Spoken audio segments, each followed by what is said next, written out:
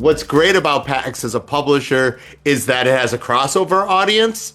You're going to find people who are more centered around like computer games or who are just entering their hobby than you will at other conventions.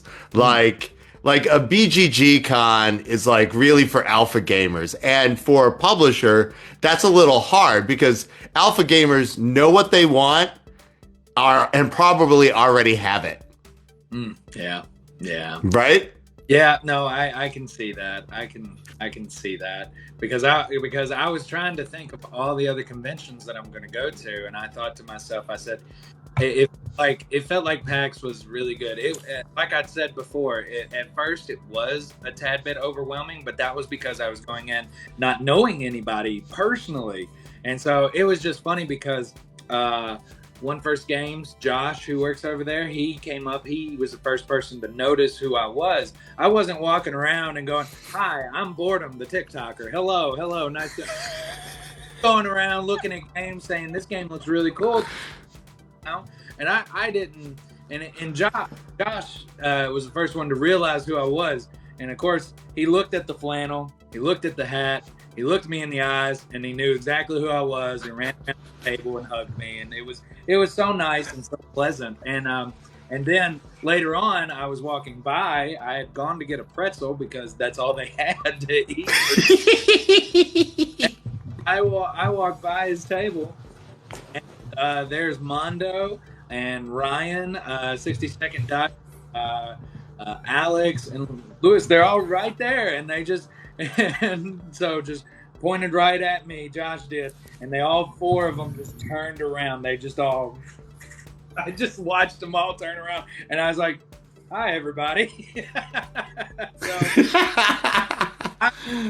And it was overwhelming going alone. I will say that at first, but all of that went away as soon as I met all of you.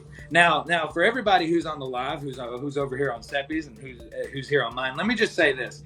This right here, the Seppy that we're looking at right here, is the most tame that I've seen him since the convention. Seppy you were moving around. We were at the Sovranti table. That's where I met you, was at the Sovranti booth. And we were watching the Sushi Go Party golf that was happening with all of the TikTok creators. And you were bouncing around back and forth to every side. You were moving, and there was so much movement. And I said, Seppy is the most lovable animated I have, if folks who don't know, Sushi Go is a fantastic gateway game. If you haven't played it, it's fantastic. But if you played it a lot, you might want a little something extra. Or if you just happen to be a little twisted, you want it to just be a tad bit meaner.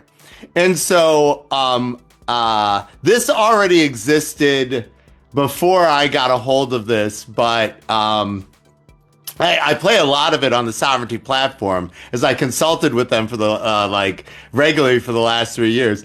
And so I ended up working on the golf variant for Sushi Go, which means reverse scoring, which means you're trying to get the lowest, not the highest score. And now that might seem trivial, but as a game designer, what it ended up being is it created the most passive aggressive take that game in the history of take that games. Like normally you wouldn't want a take that game because it's problematic, but when you scoop up a hand of cards and it's so awful in golf and you're like devastated about it, you suddenly perk up when you realize that you are going to be passing that to the person to your left.